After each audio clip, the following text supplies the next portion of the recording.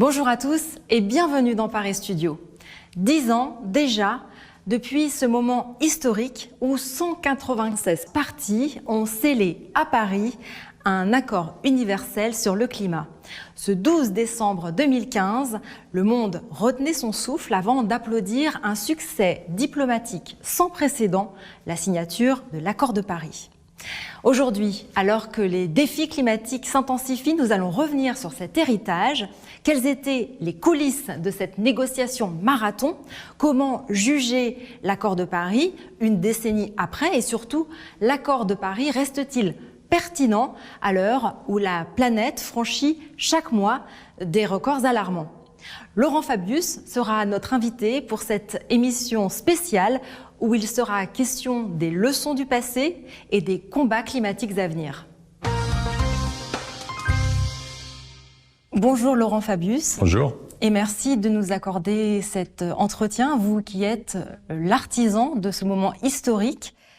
Ancien Premier ministre, ministre des Affaires étrangères en 2015, vous avez présidé avec brio les négociations de la COP21 qui ont abouti à l'accord de Paris. Aujourd'hui, président du Cercle des anciens présidents de COP, vous continuez à porter ce combat. Avant de commencer notre entretien, je vous propose de regarder un court reportage qui reviendra en images sur les temps forts de ce moment qui sera au cœur de notre interview.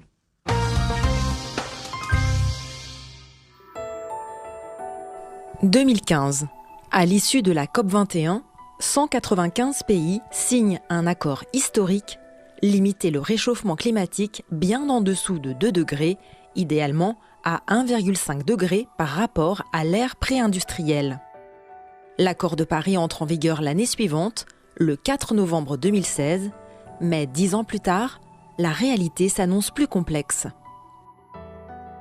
En 2017, le président américain Donald Trump annonce que les États-Unis tourneront le dos à l'accord de Paris. La sortie ne sera effective qu'en novembre 2020, juste avant son départ de la Maison-Blanche.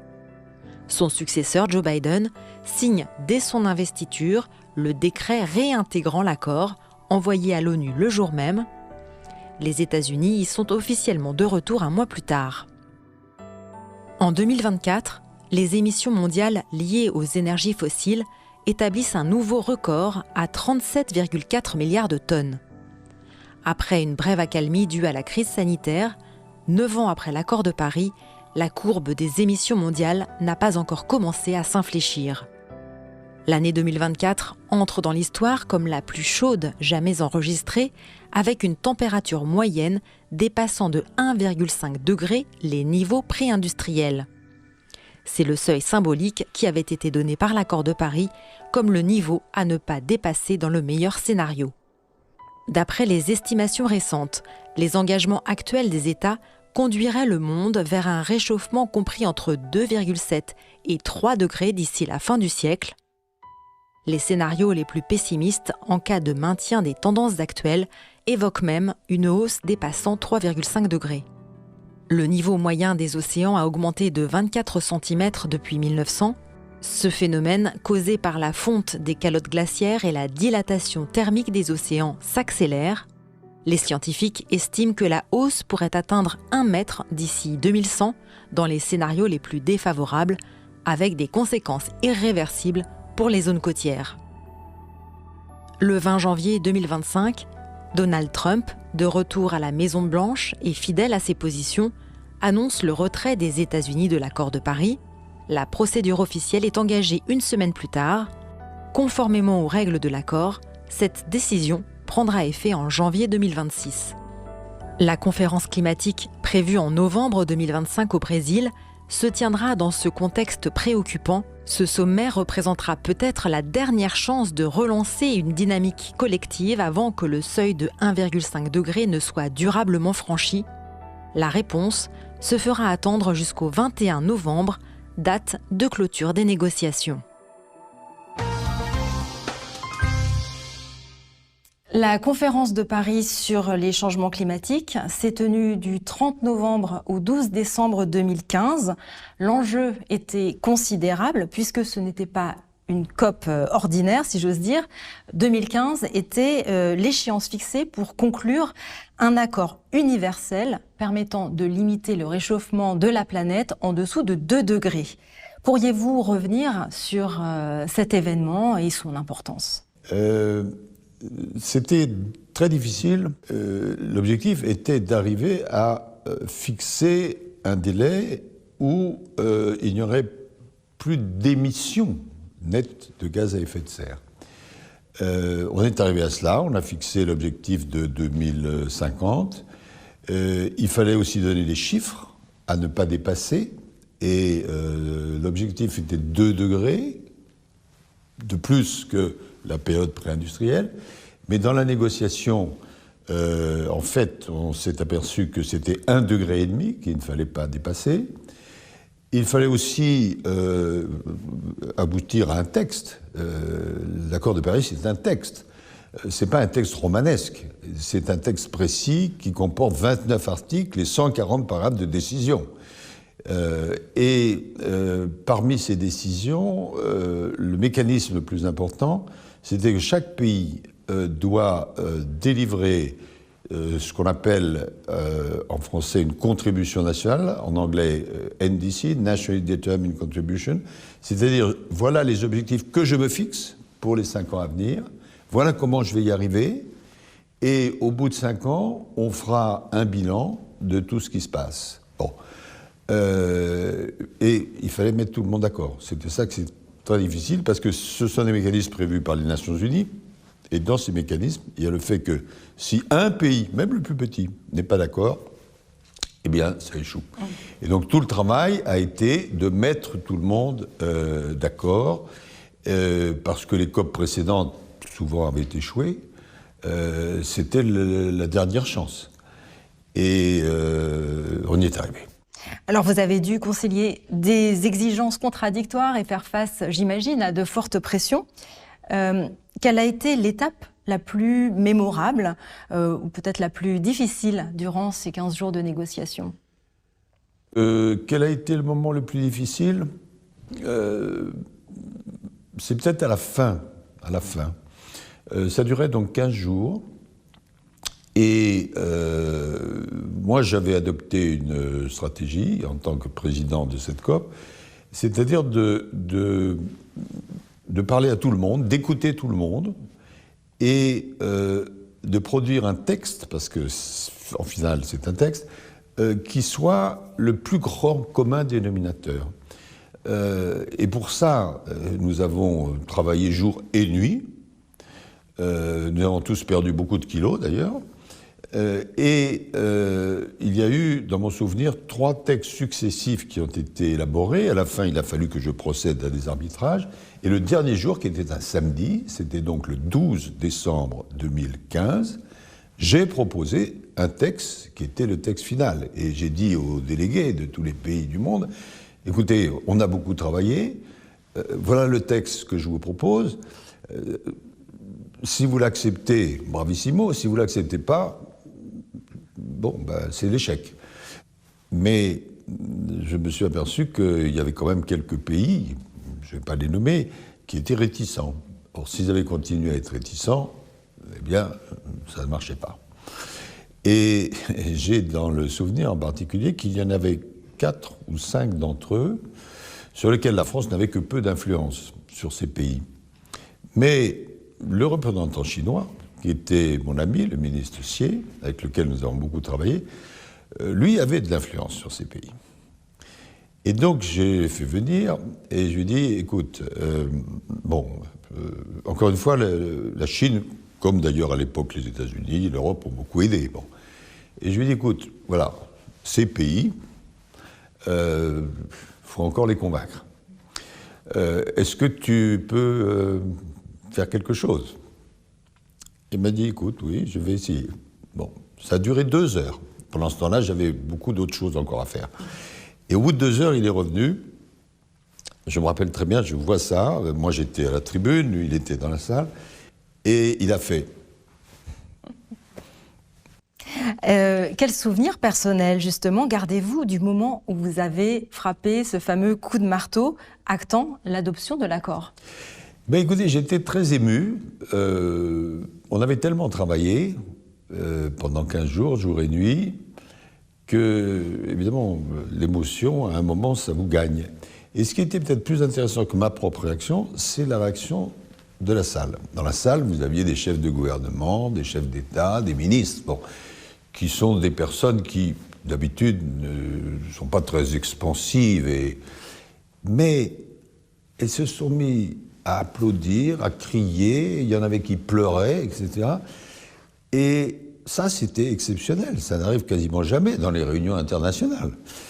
Et ça, cette atmosphère exceptionnelle, bon, c'est ça peut-être qui a le plus frappé. Alors, à frapper, il y a le petit marteau que j'ai utilisé.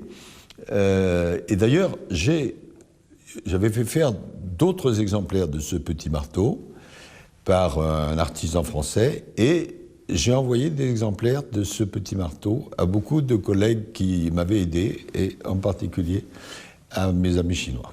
Alors justement, 2015, c'est aussi peut-être le moment qui a marqué l'entrée de la Chine dans la diplomatie climatique internationale. Est-ce que vous pourriez nous parler de cette délégation chinoise et de votre collègue monsieur Xie Zhenhua, que vous avez déjà mentionné, et donc de l'implication de la Chine dans la mise en place de l'accord de Paris? Oui, alors, la Chine avait déjà un rôle important avant l'accord de Paris. Et, sans entrer dans les détails, elle était déjà intervenue, notamment au moment de la conférence de Copenhague en 2009, qui n'avait pas pu déboucher.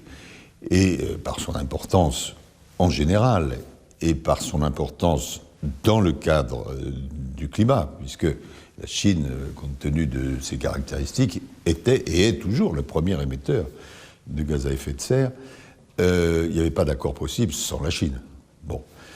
Et la Chine avait aussi une importance diplomatique considérable parce que elle avait une influence sur ce qu'on appelle le G77, c'est-à-dire toute une série de pays divers et en général des pays en développement qui écoutent largement les avis, les conseils de la Chine. Donc voilà, on ne peut construire un accord comme celui-là qu'ensemble.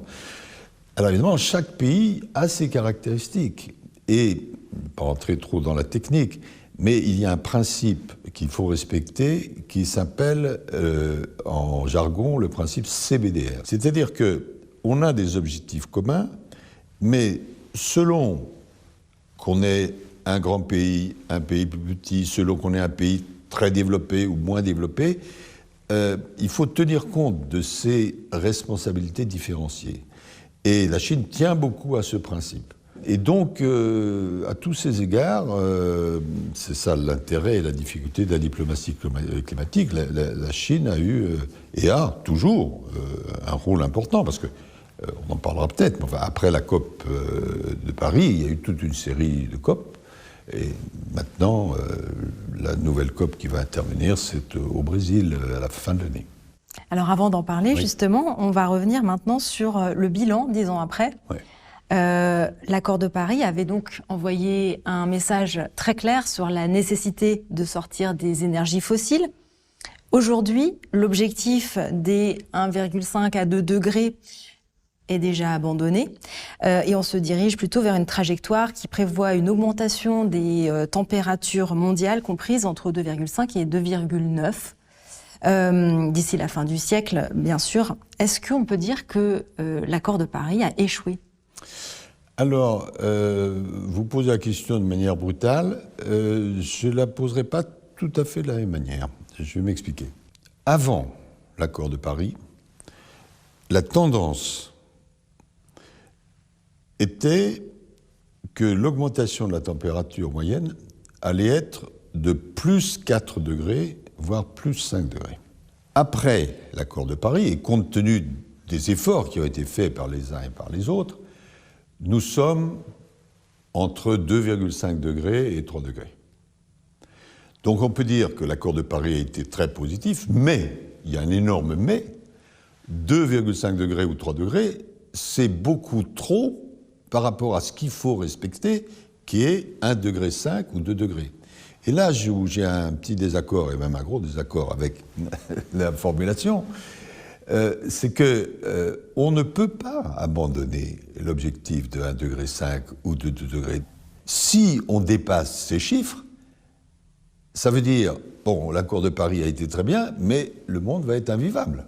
Et donc maintenant, il ne faut pas du tout abandonner l'accord de Paris, mais agir plus et plus vite pour retrouver les limites que nous avons acceptées, parce que scientifiquement, elles sont nécessaires dans l'accord de Paris. Et donc c'est tout le travail qui est à faire. Comment appliquer vraiment l'accord de Paris ? Et tout le travail des COP qui viennent, et surtout des politiques qui vont être suivies par les différents pays, consiste à ne pas se résigner et à arriver à respecter Paris, ce qui va être très difficile, et qui demande donc de la part de tous les pays, notamment de la Chine, des efforts concrets et des efforts diplomatiques. Et puis, compte tenu des tensions internationales, du recul de ce qu'on appelle le multilatéralisme, c'est plus difficile qu'avant.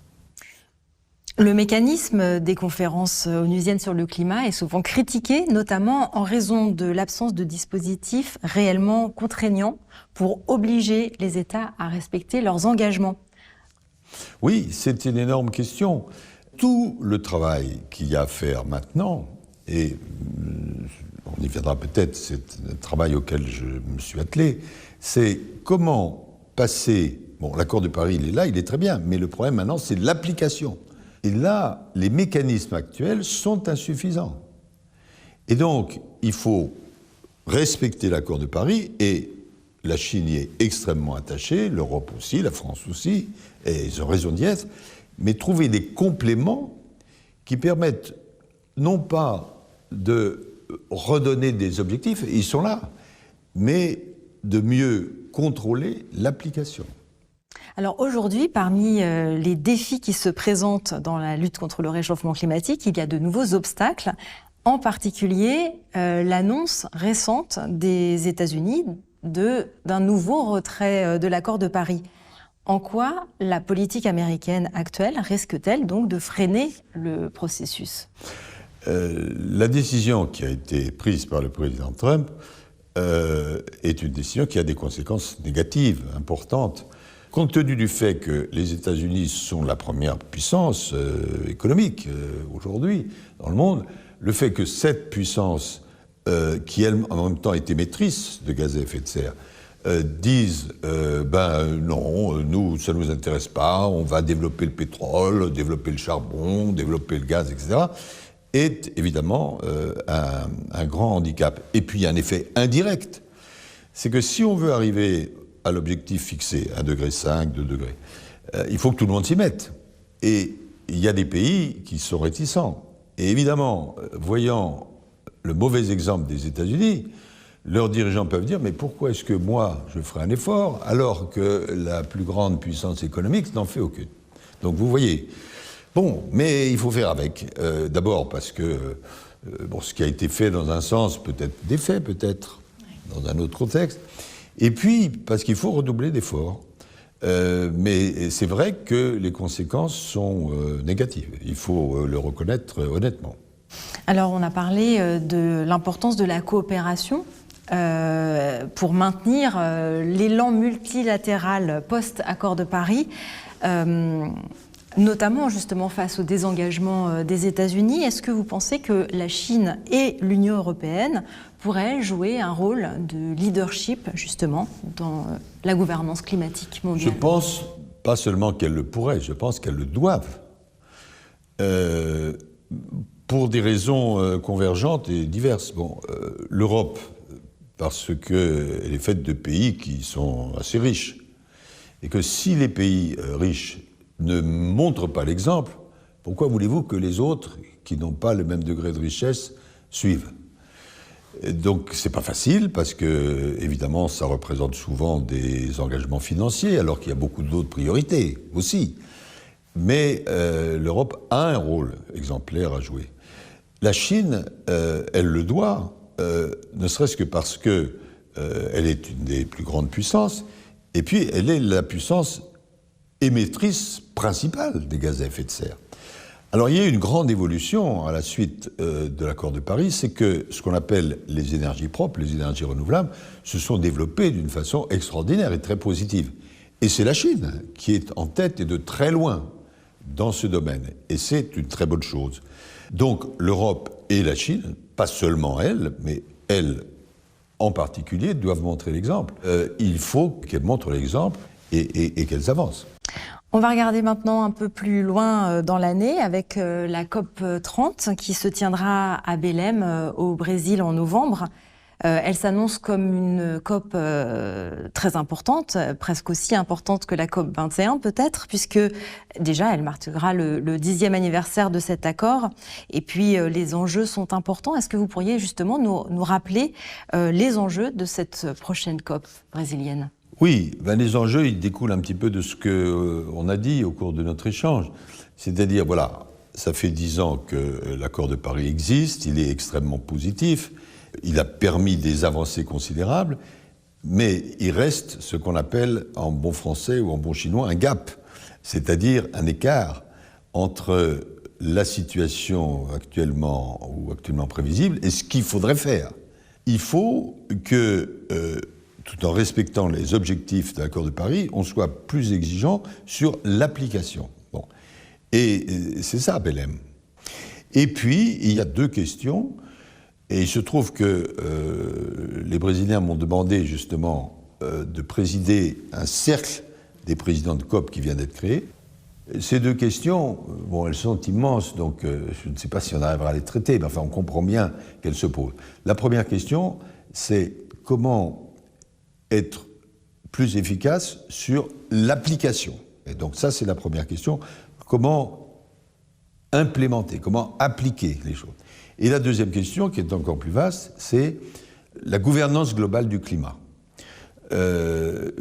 Alors, normalement, tout cela s'inscrit dans la gestion de l'ONU, mais vous savez les difficultés qu'ont les Nations Unies. Bon, le multilatéralisme est malheureusement en recul. Et donc, qu'est-ce qu'on peut proposer pour que la façon d'organiser la gouvernance du climat soit plus efficace? Et donc, il va falloir que ces présidents de COP, dont moi-même, qui les préside, nous fassions œuvre à la fois d'imagination, de réalisme, et nous ferons nos propositions, qui seront reçues, respectées ou pas, on verra. Mais évidemment, c'est une tâche très nécessaire parce que, encore une fois, l'accord de Paris, c'est très bien, mais il faut l'appliquer davantage et compte tenu d'un contexte mondial qui a changé depuis 10 ans. Il y a un sujet qui revient à chaque COP, c'est la question du financement climatique, des fameux 100 milliards de dollars par an promis aux pays en voie de développement lors de la COP 15 de 2009. Bon, cet objectif n'est que partiellement atteint et continue de susciter des tensions. Quel rôle, d'après vous, la COP à venir pourra jouer pour assurer peut-être le respect complet de cet engagement et donc renforcer la solidarité internationale qui est, comme vous le souligniez vous-même, au cœur de la lutte contre le réchauffement climatique? Alors, les 100 milliards, l'origine de ce chiffre est en 2009. Et les 100 milliards devaient être dégagés en 2020. Il se trouve qu'en 2020, cet objectif de 100 milliards des pays riches vers les autres pays n'était toujours pas dégagé. Et c'est seulement l'année dernière, lors de la COP de Bakou, qu'il a été estimé que les 100 milliards avaient été atteints. Mais, entre-temps, les besoins avaient augmenté. Et donc, un engagement a été pris que ces 100 milliards deviennent 300 milliards. Bon, donc il faut les trouver. Mais ça, c'est pour une partie des financements nécessaires. Mais quand on regarde les choses d'une manière plus vaste, on a besoin de beaucoup plus d'argent. Et ça se chiffre en milliers de milliards. Bon. Mon expérience, j'ai été moi-même ministre des Finances, me fait penser qu'on n'arrive pas à trouver suffisamment de financement si on n'associe pas aussi les ministres des Finances, les entreprises, etc. Bon. Et donc, il y a tout un travail parallèle, dont je ne suis pas chargé d'ailleurs, mais qui est indispensable, vous avez raison de le souligner, pour dégager des financements supplémentaires. Et donc, ce sera aussi un des objectifs de Belém. C'est pas ce qu'il y a de plus facile. Parce que lorsqu'il s'agit de faire des grandes théories ou de prendre des engagements généraux, on y arrive. Mais lorsqu'il s'agit, l'expression est un peu vulgaire, mais de sortir l'argent, c'est plus compliqué. Et pourtant, c'est nécessaire. Et cette COP sera en plus un nouveau test pour la diplomatie climatique, avec donc cette perspective des engagements américains. D'après vous, qu'est-ce que cela aura comme conséquence dans la négociation de cette année? Ce qui a été annoncé par le gouvernement américain, par le président américain, c'est qu'il ne participerait pas. Je ne sais pas si ce sera le cas. Je voyais récemment dans une interview d'un journal français du président Lula qui disait que peut-être, mais peut-être que le président Trump viendra. Je ne sais pas. Bon. En tout cas, pour le moment, les officiels américains se sont mis en dehors. Est-ce qu'ils seront complètement en dehors ou est-ce qu'ils voudront non seulement être en dehors, mais en plus jouer un rôle négatif pour ceux qui sont en dedans? Je n'en sais rien. Mais c'est vrai que cette diplomatie climatique, pour reprendre votre expression juste, va devoir trouver des ressources d'imagination supplémentaires. Et quant à la place de la Chine pour cette prochaine COP, comment la voyez-vous? La place de la Chine sera tout à fait importante, à la fois parce que compte tenu de la situation générale de la Chine, qui est une des grandes puissances de ce monde, compte tenu du fait que, n'oublions jamais qu'elle est la première émettrice de gaz à effet de serre dans le monde, et qu'en même temps, c'est elle qui, sur le plan des énergies nouvelles, est la plus en avance. Et puis, et là, évidemment, les autorités chinoises sont parfaitement conscientes de cela, compte tenu du retrait américain, la place de la Chine est d'autant plus importante. Et la nécessité qu'il y ait, avec ceux qui sont de bonne volonté, un accord mondial où elle a un rôle éminent à jouer est d'autant plus nécessaire. On arrive à la fin de cet entretien. Est-ce que vous voulez prononcer quelques mots de conclusion après ces constats parfois un peu inquiétants, mais avec quand même une note d'espoir? Oui, écoutez, il faut éviter deux excès, comme souvent. D'un côté, il faut être lucide.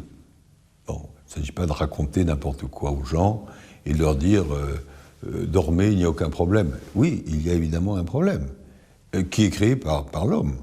Hein, tout cela vient du mode de développement qui a été choisi il y a déjà pas mal de temps, avec des énergies qui étaient émettrices de gaz à effet de serre. Bon, peut-être qu'on ne le mesurait pas à l'époque, mais maintenant on sait scientifiquement qu'il y a un grand danger. Bon. Donc la lucidité. Mais en même temps, l'optimisme, l'espérance. Il faut donner une perspective aux hommes pour que la Terre soit vivable. Et il faut comprendre que nous-mêmes, nous sommes un élément de la nature. Et donc il y a une espèce de basculement dans le concept à opérer. Et ça, je pense que beaucoup de Chinois, compte tenu de ce qu'est la civilisation chinoise, le comprennent très bien. Merci Laurent Fabius d'avoir été notre invité pour cette émission spéciale pour le 10e anniversaire de la COP21. Et merci à vous de nous avoir suivis. Je vous dis à très bientôt pour une prochaine émission.